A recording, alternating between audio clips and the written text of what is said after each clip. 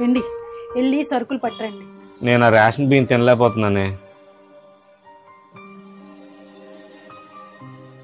సరే, ఒక మంచి బస్తా బియ్యం తీసుకురండి.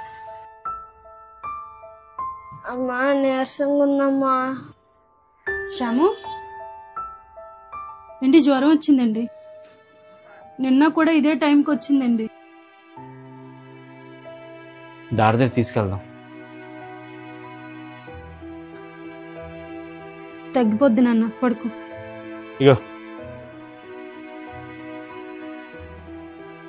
మధ్యాహ్నం కూడా ఏం తినలేదు, ఆకలేస్తుంది, అన్నం పెట్టే. అది బియ్యం. డబ్బులు ఏమైనా మిగిలేటి? అవసరం మిగల్లే. పర్లేదులే, రేషన్ బియ్యం అయితే ఏముంది, అవే ఉండి బాగానే ఉంటాయి తినడానికి. మీరు తెలియదు. వచ్చే నెల కొనుక్కుందాంలే. చూసారండి పేదవాడి పరిస్థితి. డబ్బులు తెచ్చుకున్నా తినే వరకు తెలియదు తింటామో లేదో. సర్లే, ఆడిదేరే వానకు పడుకున్నాడు జ్వరంతో. ఆడి కొంచెం విటమిన్స్ తగ్గాయంట, ఆ పళ్ళు తీసుకొచ్చాను, తాగిపించు. అన్నం పెట్టు, ఆకలేస్తుంది.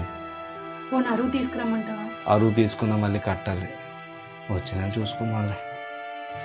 బియ్యానికి ఏముంది, కడుపు నిండితే చాలు. కానీ కష్టపడినా కడుపుకు నచ్చిన భోజనం తినలేని జీవితాలు ఎన్నో ఉన్నాయి. Download ShareChat.